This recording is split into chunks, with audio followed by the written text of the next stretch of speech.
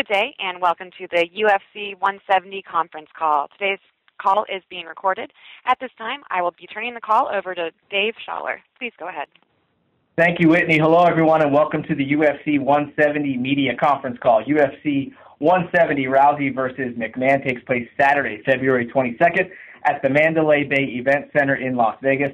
Live on pay-per-view, 10 p.m. Eastern, 7 p.m. Pacific. A limited number of tickets are still available at Ticketmaster.com.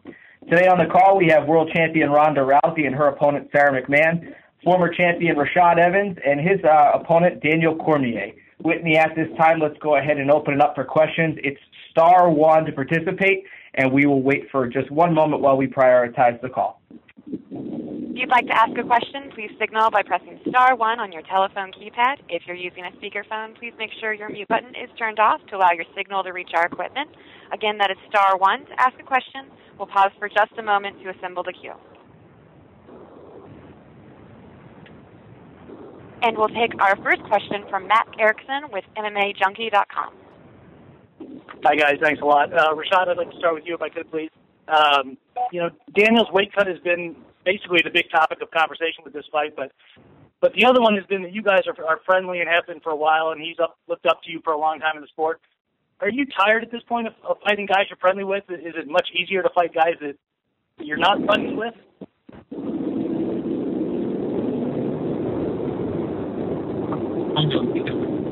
Have such a history together. It's not an easy fight to get up for. When you're going for a fight, you kind of, it's a professional thing, but at the same time, you kind of build a little bit of manufacture and confidence just to be able to make it a fight. Or something cool.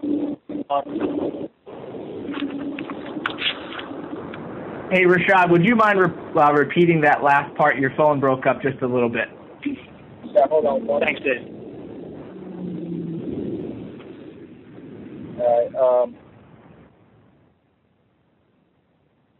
Yeah, I was saying, with a fight, it's a professional thing, but at the same time, you try to manufacture some kind of animosity for the person just to be able to still make it a fight. But with somebody that you're cool with, it's really hard to do that. But it's just been a challenge to just make him a bigger monster in my mind than I really feel, So that's the hardest part about fighting in front of him. Was it easier to do that this time around with the jail fight, in the rearview mirror, since you just had gone through? Having done that experience before, I already know how to mentally compartmentalize it and to be able to put it right where I need to put it in order to go out there and have a great performance. So I think I've done that. I think I've made up the biggest monster in my mind. Made sure I did everything that I could to make sure I'm prepared for this fight.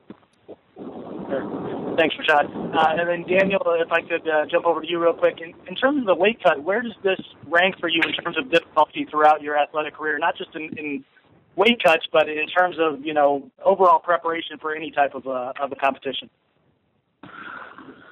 Before I answer the question, I do want to point out that this isn't very important to Rashad. He's got us on his earpiece. He can't even sit in the house and talk to us. That's kind of messed up, Rashad. But in terms of the weight management, it's been good. It hasn't been a weight cut. I haven't had to cut weight. I just had to manage my weight, and because I've done that, it hasn't been as difficult as I anticipated. I feel great. I feel healthy. My training has gone as well as I could have imagined, and I'm just ready to fight, man. It's no more difficult than getting prepared to wrestle in front of 20,000 people in the NCAA finals or wrestle for an Olympic gold medal. So I've had to compete on a large stage before, and had difficult circumstances. So this isn't very different. And then have you been able to effectively put aside the friendship thing? And do you think because a lot of the focus has been on you dropping to 205 for the first time, that helped distract you from thinking about having to fight a friend? Well, it's difficult because, I met Rashad a long time ago back in college, and I think I wrestled his roommate, and the guy wrestled me really close. He never let me live it down. And then, I've got pictures of Rashad cornering me in Strikeforce, so our relationship's a little, it's a little different than if I had to fight someone else. But, you know, man, as a professional, you got to kind of put it to the side and just train.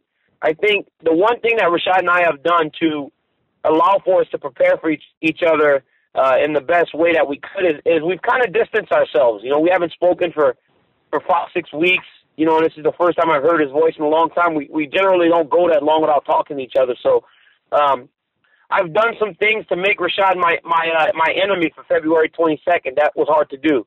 I step on the treadmill to run, and I listen to the music that he comes to the cage to. I watch his fights different than I did before because I have to make him something that he's never been to me, and that is that's my opponent and my enemy on February 22nd. All right, thanks, guys. Appreciate it. Again, if you'd like to ask a question, it is star one, and we'll go to our next questioner, Heidi Fang with MMA Fight Corner. Hello, thank you for the time. My first question is for Rhonda. You've said that you've wanted to be able to continue to challenge yourself to stay at the championship level. Stylistically, Sarah comes in as a medalist in wrestling. You're obviously a medalist in judo. How much of a challenge does this present to you? I would say it's like an 8.75. I don't know how you really want me to gauge that.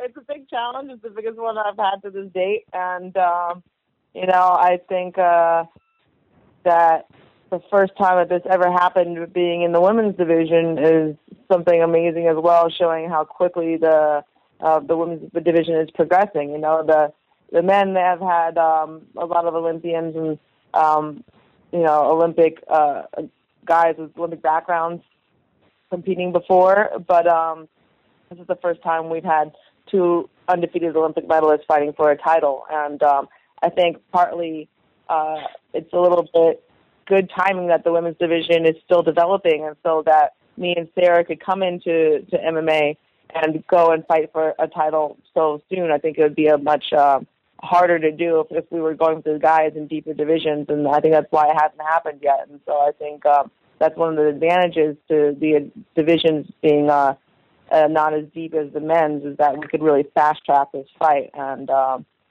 yeah, I'm really looking forward to it. I think it's really unprecedented, and I'm happy to be a part of it. And everybody knows about what you can do with your ground game and the submissions. We've seen recently and read that you've been taking out some boxing champions that you've been bringing in with body shots. What can you tell us about the development of your striking game and some of the sparring partners that you've brought in? Yeah, I work on my striking more than anything else. I do like jiu-jitsu 3 times a week. I wrestle 3 times a week, and I strike 6 times a week. And it's where I was the most behind in when I started, and where I place the most emphasis now. And when I first started, for the first year, my coach had me do only footwork. And then when I started, when I started really working on hands, he had me doing only straight shots. And then it was only recently, that I've been able to do, you know, hooks and body shots and just mixing it all up and feeling comfortable putting everything together. And I really feel like we're finally getting to the part where I feel much more comfortable striking. Thank you. In general. And for Sarah, And for Sarah, how steep of a task is it for you to get into the octagon and prepare for a 5-round championship fight after having been out for 10 months? I think that if I had been injured, it probably would have been more difficult. But I've been able to train the entire time, so it doesn't really feel like time off whenever I'm in there going against guys every day. So as long as you're still able to come in and go really hard and be sharp, it doesn't really feel like time off to me. Thank you. And one last question for Rashad Evans, please. You have Kenny Monday down at the Black Williams camp. How much is having him down there to help you train and prepare for this fight elevated your wrestling? Kenny Monday is he's high level. So, anytime you get a chance to train with somebody high level who's been at that Olympic level, who can bring some Olympic level training partners down it's always good. So having Kenny down has been very, very good, helping me prepare for DC. Great. Thank you for the time. We'll take our next question from Damon Martin with FoxSports.com. Thanks, guys. My first question is for Ronda. Ronda, this fight, comes up, and literally like a week ago, you get all this announcements about the new movies you're doing, and I know you said it's, you got to put it out of your mind and focus on the fight. Do you kind of wish some of these announcements would get delayed so it'd be after the fight, and obviously these kind of questions wouldn't come so close to the fight, or is that just something you've gotten used to? No, I don't think it's a bad thing that it became before the fight because it helps promote the fight itself. So more people will be excited about seeing this fight, and people that aren't even fight fans. I mean, it was a big news just in the film business as well. So maybe a lot more people will be tuning into this fight than normally wouldn't, just because that news broke out. And for your last fight, you had to do a lot of training in Bulgaria while you're on the set and do a lot of things like that. How much did that last training camp kind of mentally and physically prepare you for a short notice camp like this? I mean, you literally did a big turnaround where you left the Misha fight and got right back into camp. I mean, did that help you? Because I know you had to go through a lot of kind of weird situations to get ready for the Misha fight because of the filming on The Expendables. I've been in a lot of weird situations for a lot of competitive situations. I mean, I've been doing this for a really long time. I got some crazy judo stories that prepared me for MMA. And,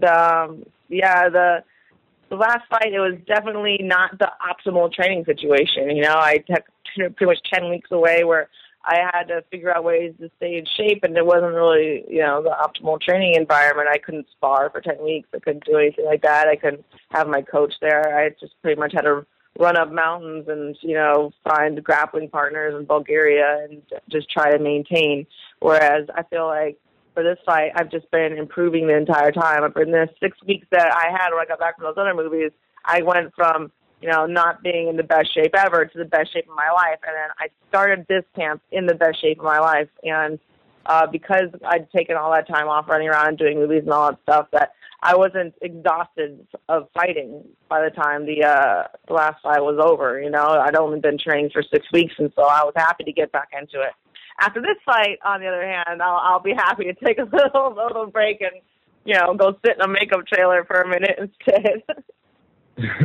And Rhonda, you've obviously had a lot of opportunities over the last few years, from the day you signed with Strikeforce to now. Not trying to get you to talk trash on John Jones, but I don't know if you saw his comment where he said that, you've got a lot of opportunities. The UFC's pushing you versus not pushing him. My question isn't necessarily about John Jones's comments, but just in your estimation, I mean, how much of this is your own hard work to go out and get these opportunities? And obviously the UFC plays a big part in that, but I got to imagine you got to sit back and appreciate the hard work you've put in to get to where you're at, being able to do a lot of things outside of fighting.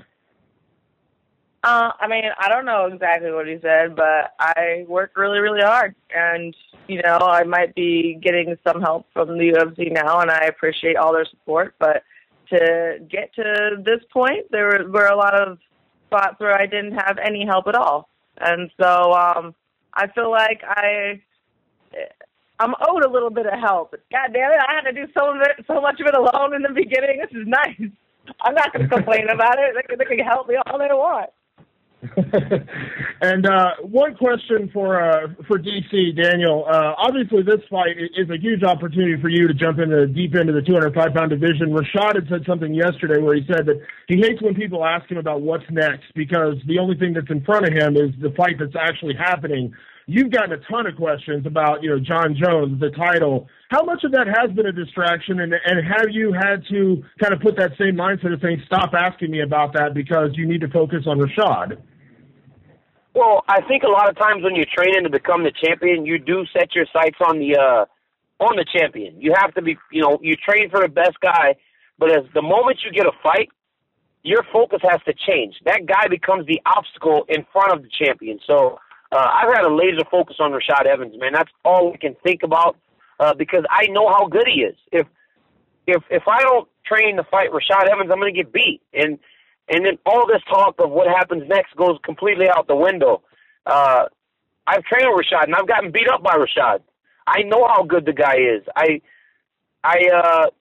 he's gotten better. So for me to think about what's next would be doing a disservice to myself, not to anyone else, outside of being disrespectful to him, I would be cheating myself because I wouldn't give me the right opportunity to eventually get to my ultimate goal. So Rashad Evans is my focus 110%.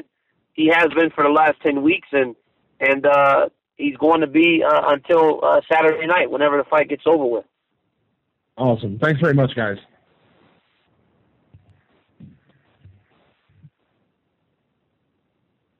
And we'll take our next question from Dave Dabert with Post Media News.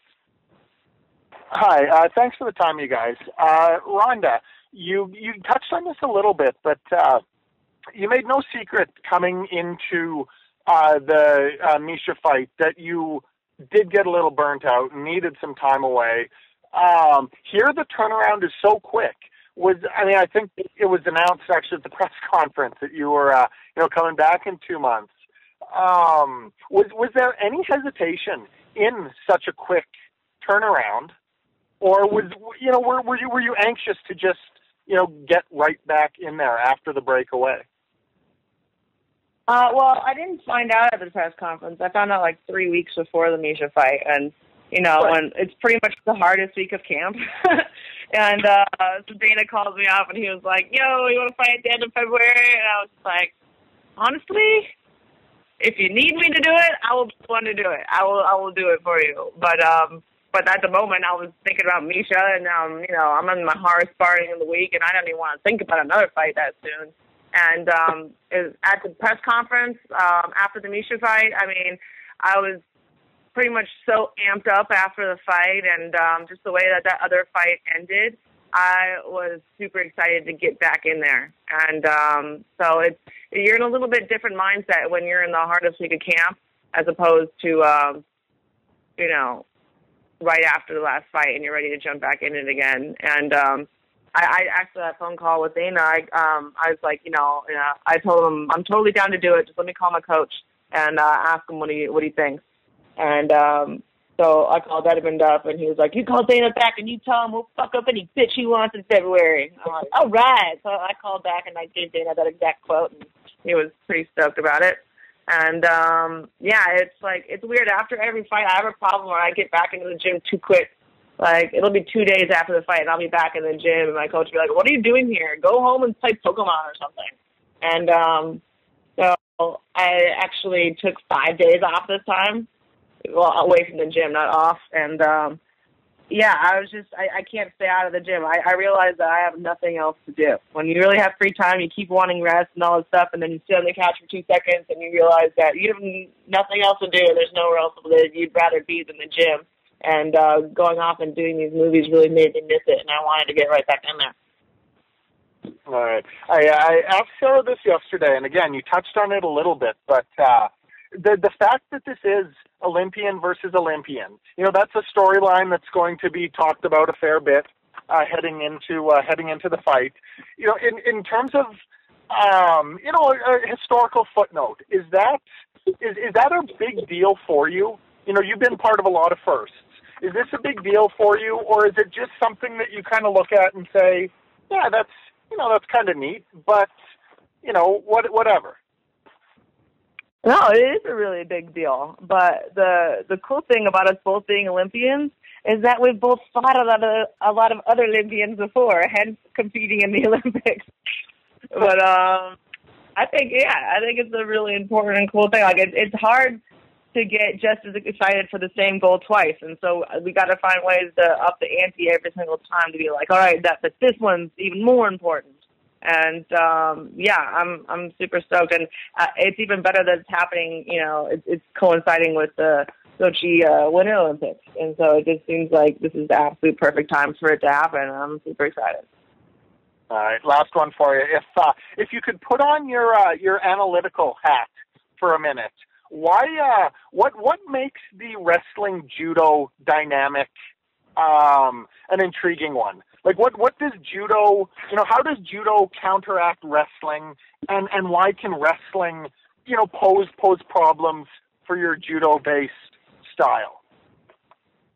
Well, I think why most wrestlers give judoka issues is no gi. but I haven't worn a gi in 3 years. And so I'm actually, it's funny, whenever anyone actually breaks out a gi and brings it to the gym, I'm like, oh my God, it's like someone handed a gun to The Rock in the Rundown, you know? It's like, I forgot I could even use those. And, yeah, I mean, I think that's what poses the most problems. And it's just styles make fights. It's the same thing in judo or in wrestling. You know, there's certain styles of judo that will give other styles fits, and I'm sure that it's the same is true for wrestling. And so I think a lot depends on the style of wrestling that she has and the style of judo that I have. And there's just so few examples of stuff like that coming together before that I think this is just really, really unique, and neither of us are really going to know how we're going to react with each other until the fight itself happens. All right, that's good stuff. Thanks, Rhonda. No problem. We'll take our next question from Gareth Davies with Daily Telegraph. Good evening, everyone. I hope you can hear me. Unfortunately, I'm on the speakerphone on a freeway on the outskirts of London, and a very wet, windy, and dark night. Four of the very great. Thank you for the weather report, Gareth. Thank you. Well, it's -2, and it's great to be have four of the greatest athletes in the world on the phone and four of the greatest people. Enough of my eulogies for now. But first of all, for the ladies. And Rhonda, first of all, good evening, Rhonda. Just wanted to ask you, you know, it's well documented how brilliantly you focus kind of spite, if you like, and dislike of someone. We saw it so pointedly in your last performance, and it focused you enormously. How do you do the same kind of focus against a woman you obviously respect, who's won a medal like you in the Olympics, and who is clearly coming to take your, or wants to take your title? How do you switch your focus into that kind of demon that you become when you enter the octagon? Well, I probably would focus it more on the fans that were booing me last time. Yeah. But it'd be probably more in spite of them instead of in spite of her. And regardless of how, you know, nice and saintly Sarah is, I mean, I've worked my entire life for everything that I have now. And no matter how, you know, cute and sweet she is, she's still trying to rip away everything that I've ever worked for. And that's not very nice. I'm sorry, but, you know, I'm still going to focus just as much. It's just as important. And so, yeah, it's so easy for me to find ways to focus. I mean, I live with girls that are in my division. We'll still find ways to focus and fight each other if it ever comes down to it, too, you know? It doesn't, you don't have to actually dislike the person. It's not that I feel angry when I walk into the octagon. It's that I just have to empty myself of emotion, and I'm going to be doing that when I fight Sarah, too. Just a final question, Rhonda, about... can you put in context, obviously there's a lot being spoken at the moment about your athletic career allied with your Hollywood career, if you like, if I can call it that. But how much is acting a hobby and fun for you, if I can put it that way, in comparison to what your athletic life is at the moment? How do you explain them? Is one just a developing interest, and one the one that you're actually in and more committed to? Yeah, you said it pretty succinctly. I think that I'm really I'm a fighter. That's why even anyone in Hollywood is interested in me at all. I mean, that's really what I am. And all the advice that I've gotten about acting is just like, don't take it too seriously. I mean, you're just playing. You're really just making stuff up, and we were supposed to be having fun. And yeah, I think last night I decided to hone my acting skills. We just do it like a game. Like we went to go swimming, and my coach took me swimming, and the lady was like checking in the system. It's like, oh, you were born on such and such date, right? And then he was like, don't give my birthday away. And I was like, what? You're not 28? Like, I started getting like really serious about it. I was like, I told my mother you were 28. Like, I started going off on this whole tangent. I wanted to see how long I could hold it. And then the other day, what's it called? We had everybody over at the house, and then Jessica, when she was upstairs sleeping, And my coach is a little bit eccentric, right? So me, Lazy, and my coach are downstairs. We're like, yo, let's wake Jessamine up and tell her that Edmund's in a bad mood and we have to all get up and train at midnight. And I was like, all right. So I was like, okay, let me get all acty on all you guys. And so I had to run upstairs. I was like, Jessamine, man, Edmund's in one of his moods. You got to get up. This isn't the first time it's happened. We got to go do a midnight training at the beach right now. She's like, are you serious? I'm like, yeah, man, I'm serious. Lazy's trying to film it, and he's cracking up in the hallway. So I'm like, hone the acting. I'm like, don't break character. I'm like, Jessamine, seriously, we got to go. And then Edmund starts running from the bottom of the stairs. I've been waiting out here for a half hour already. So we just start, like, messing with each other and trying to actually, like, just pull pranks and stuff like that. I consider that acting. We just play around. It really is like a hobby and something fun. Well, I'm always out here whenever you want to practice your lines. Yeah, I'm bookable.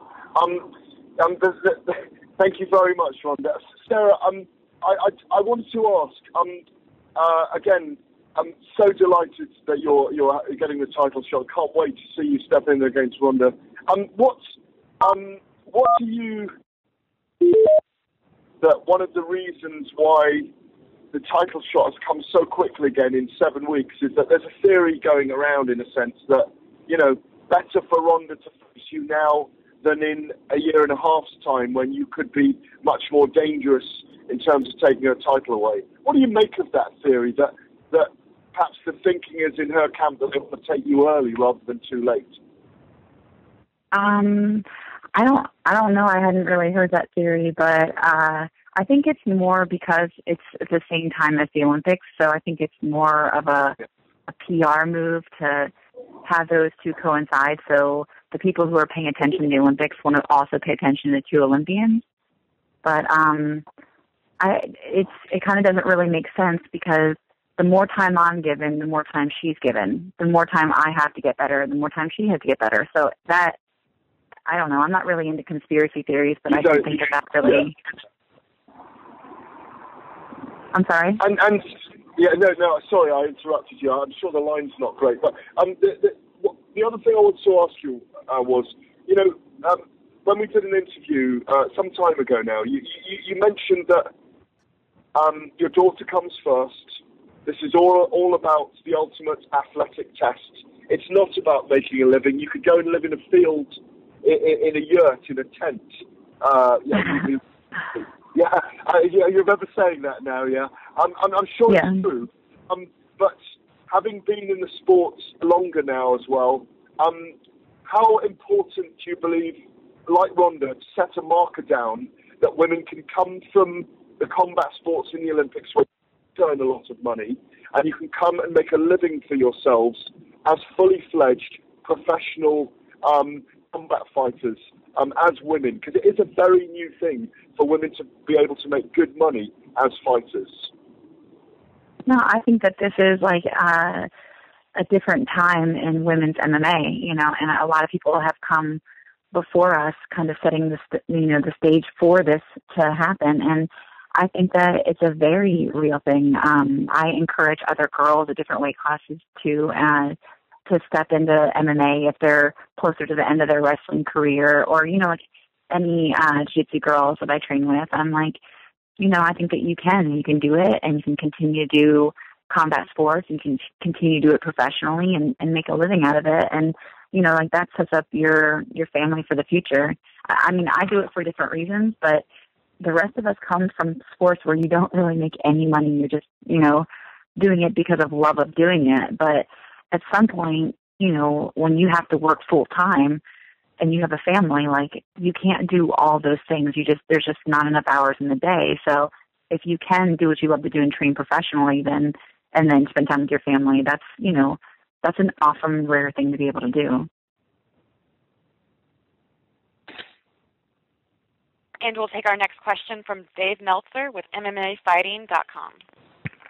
Okay. First, for Daniel, in your previous fights, you've been fighting mainly like really big guys like Bigfoot and Frank Mir that are a lot bigger than you, and you've been able to use your speed in those fights. And with Rashad, by far, you're going to be going against the fastest guy that you've ever had a professional fight with.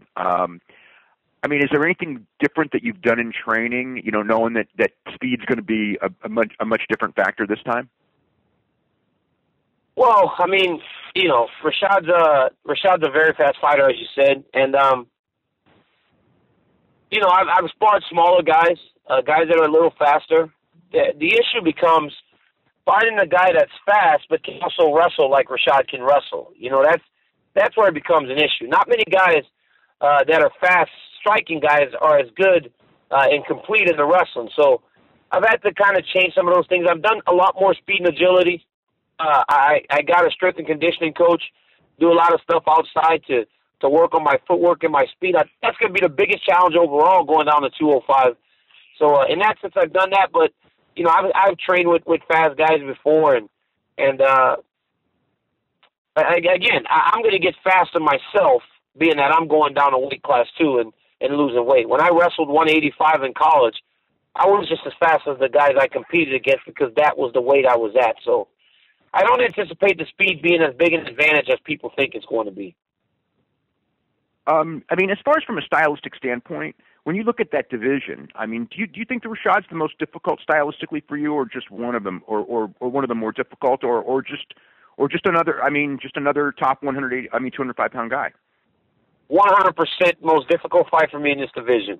There isn't a guy in this division that presents the problems that Rashad Evans will present to me because of his ability to wrestle, his speed, and his explosive power, man. Rashad has good power, you know, but he's not just punching guys and knocking them out. You know, when Rashad really does explode into a punch and he really does put everything behind it, I mean, he's knocking them unconscious, you know. So it's that explosiveness that I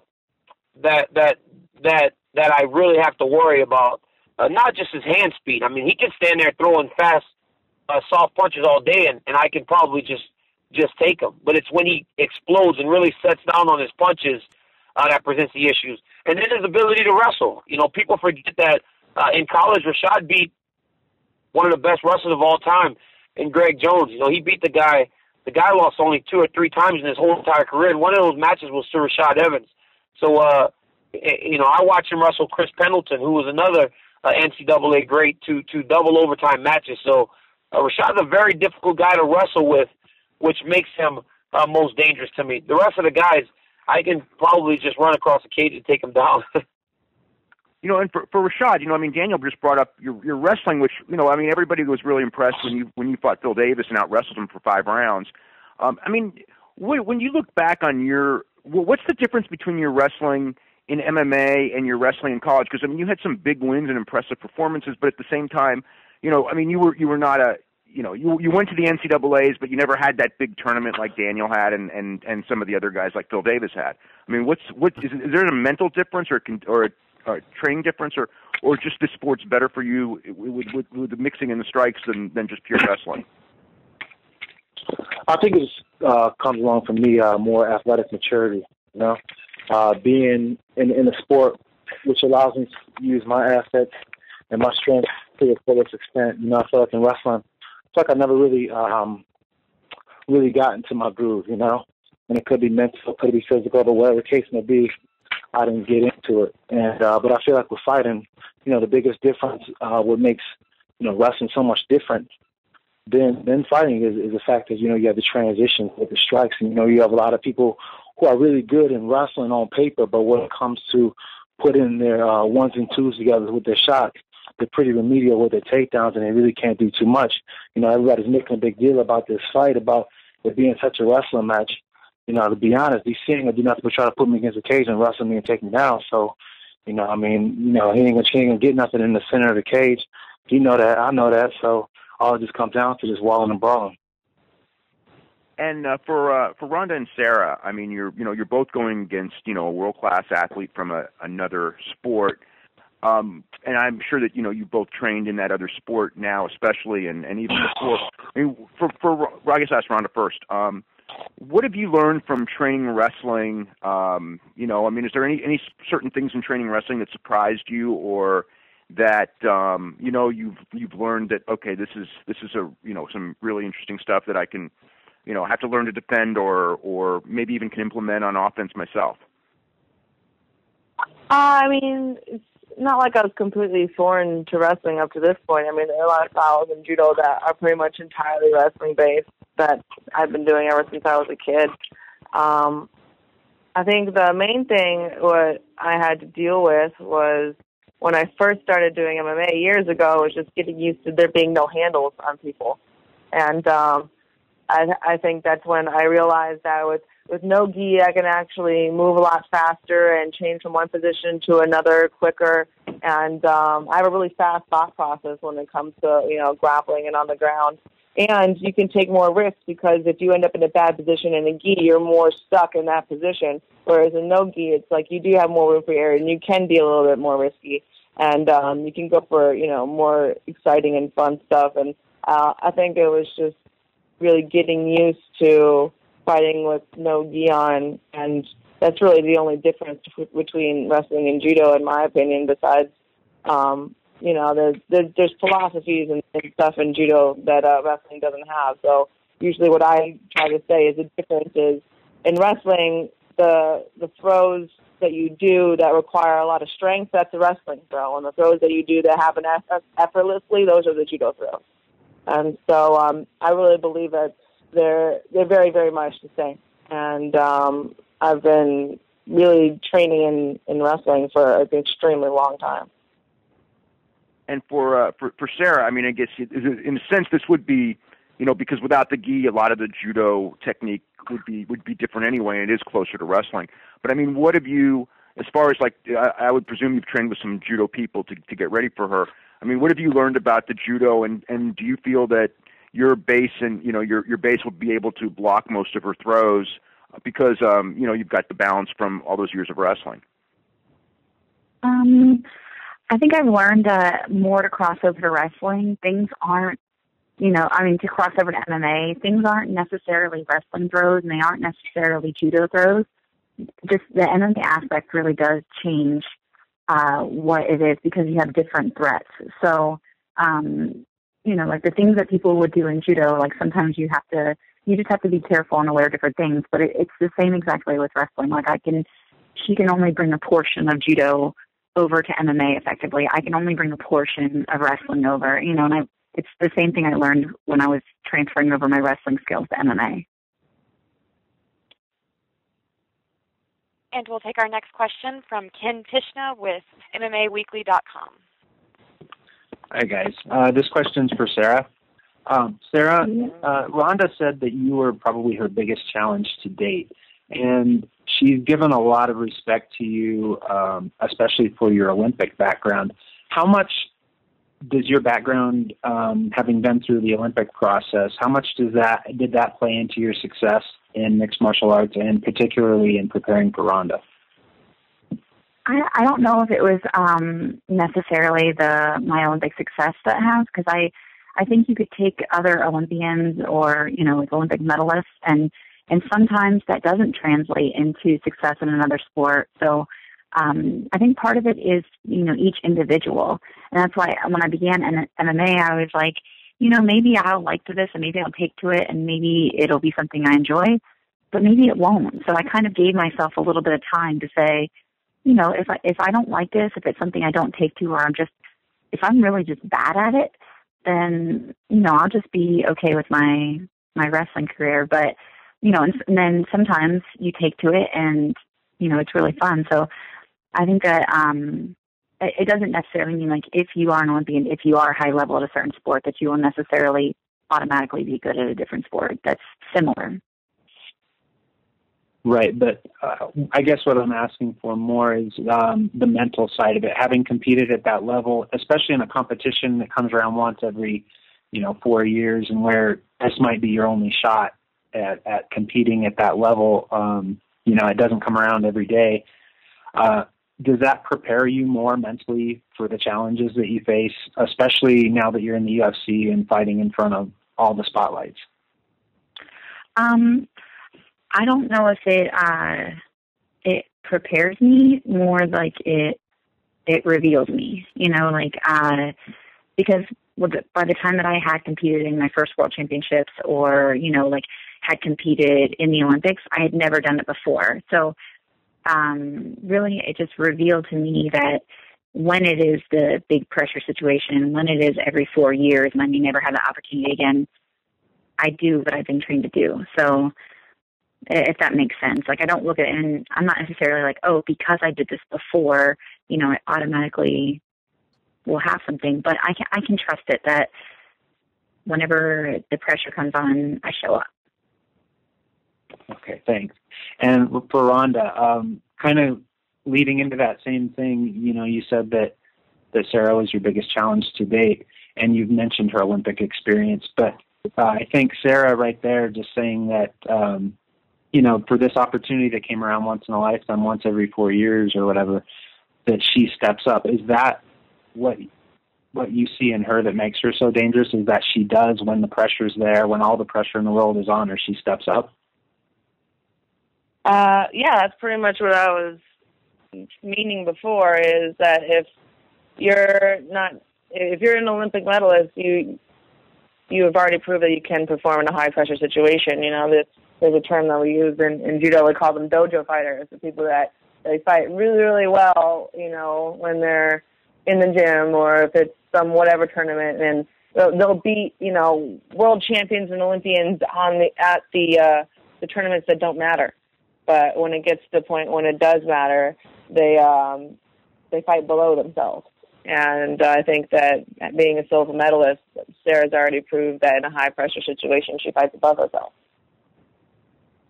All right, thank you. And real quick for Rashad, you know, this is Daniel's first fight coming down to light heavyweight, but he's a little unique in that he was a easily top five heavyweight, you know, before he made the move down. What do you feel a victory over Daniel, even, you know, what does that do for your career at this point? Is a win over somebody making their light heavyweight debut with the credentials that Daniel has, does that mean a lot for your career and keeping you at the top of the division, do you think? I mean, whether fighting Daniel or fighting somebody who has no name, winning is always important. It's always the most important thing. So it really doesn't matter, to be honest, you know, who I'm fighting. I just need to win. And you know, as I said, I mean, you know, a big deal is made about, oh, you get to pass this guy, you get to fight for a title. None of that shit even matters, to be honest, man. You know, I just want to go on there and focus on this fight. Do this fight. It doesn't matter if I'm fighting Daniel or anybody else. I just need to win. And we'll take our next question from Kel Dancy with BSO. Hi, everyone. Thanks for having me. First question is for Rhonda. Rhonda, how does training with someone as good as Marina help prepare you for these fights and your upcoming challenges? How is training with who? Marina? Can you repeat the question? Yes. How does training with Marina? Yeah, help you prepare for your upcoming fights and your challenge.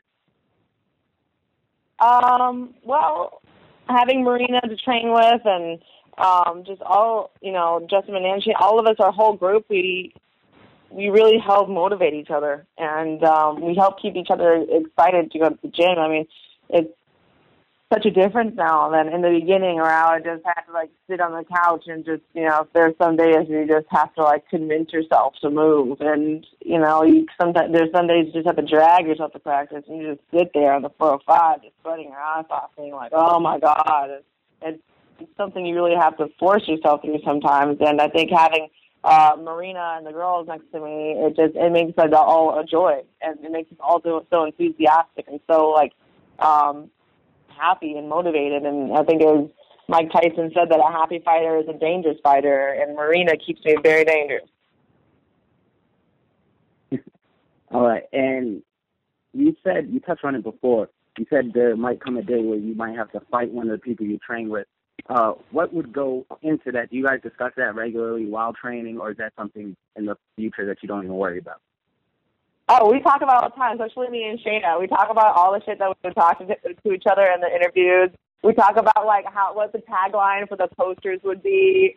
Yeah, we actually we're pretty well prepared for when it does go down, and we know what it is. Like, what's one of the reasons why we all get along so well is that all the same things are important to us, and you know, it's if there was to be anyone to succeed me to my belt, I would be happy that it'd be one of them.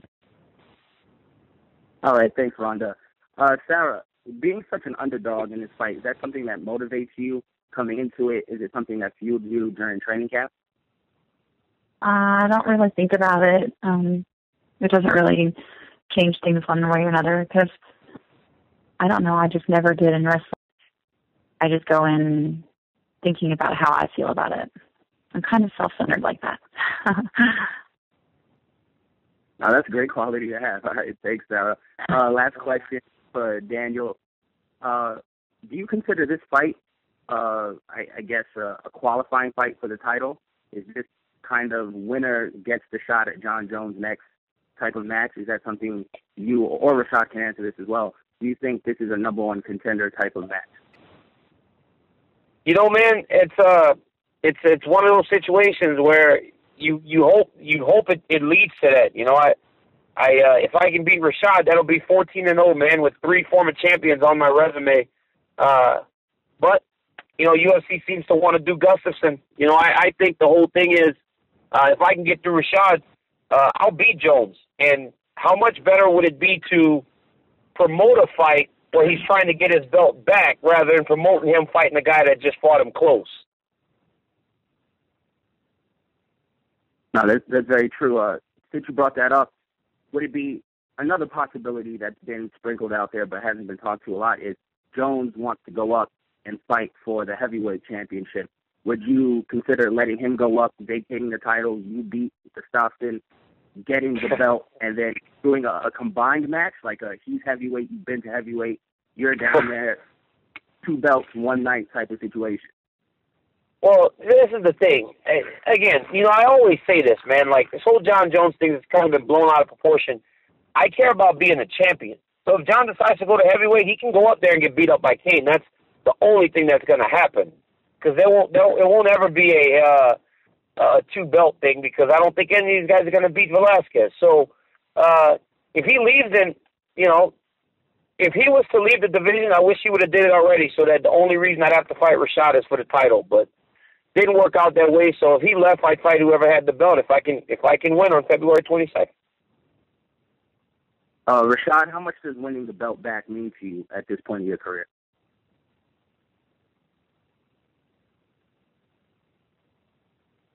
Rashad's gone. Rashad, are you still on the line? Oh, yeah, man. You know, winning the belt means everything. You hear me? Yeah, I got you. You hear me? Yeah. Winning the belt means everything. You know, just to compete in the sport is, you know, the ultimate goal is to be a champion. And anything you can do to, you know, to be champion right now is, you know, the most important thing to stay focused on is that belt. So it means a lot, you know, because having the belt before, not being able to represent it the way I wanted to, definitely, you know, left a lot inside of me that I want to still accomplish. So, you know, I'm just making a climb, and, you know, DC is the way to there. But, you know, for me, I'm just really focused on DC right now. Due to time constraints, we will take our final questions from Wade Eck with MMA H.E.A.T. Hi, yes. I just had a question for all of you guys, actually. Yesterday, the UFC announced that they're going to be doing away with the submission of the night and fight of the night bonuses. They're going to be replacing that with performance bonuses. There'll be 2 performance bonuses awarded to the fighter that gives an outstanding performance during their fight. I'm just curious of what you guys thought about that. This question is for anyone.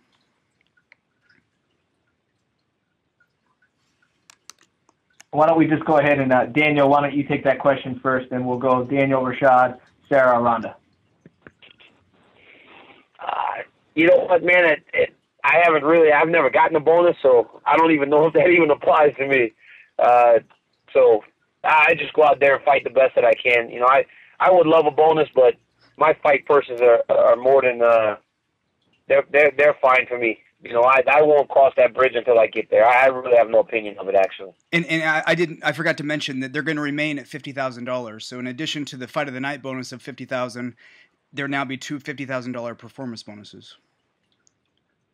Yeah, I feel like I really don't have much of an opinion on it, because okay. We cross that bridge when we get there, man. Got you. Rashad, does that change your strategy at all, or do you just do the same fight you'd always do? Or? No, it means absolutely nothing to me. I don't care either way. Okay. Rhonda, do you have an opinion? Ooh, I thought you said I was last. You forgot your own order. I didn't say the order. Dave did. I'm sorry. Come on, Wade. It's all good. It's all good. I mean, honestly, I never go in there thinking, like, I'm going to go get this bonus tonight. I mean, I go in there thinking about winning, and I always want to win in the most exciting way possible. Yeah. And whether that, the only thing that sucks is I think it'll be harder to get a double bonus now, because you can't get fight of the night and performance of the night, but you can get fight of the night and submission of the night. I found that out. But, that's the only thing that I think is really going to change. I think they just want to encourage the fighters to go out there and have exciting matches, Right. And if they think that this will help, then, it's their business. Let's see if it works. But, I would miss not having the opportunity to get a double bonus anymore. Yeah, that's a good point. And lastly, Sarah, $50,000 performance bonus, is that do anything different for your strategy? No, it doesn't change anything for me. But it probably will open up some different aspects for other fighters. Like, say, if you only have one knockout on the card, I mean, then that obviously would get knockout of the night. But if you open it up to be performance of the night, it really opens it up to anybody who does something, spectacular or, something that people can talk about or something really, great. You don't have to choose between getting fight of the night if somebody else might have it, and then have to give it more to the person who gets a knockout, whether it was spectacular or not, which usually they are, but if there's only one submission on the card. But if you say performance of the night, you can really give it to the people who go out there and put on a great show. Right. Well, all four of you always give outstanding performances, so I guess it probably wouldn't change your game plan. Thank you guys for your time.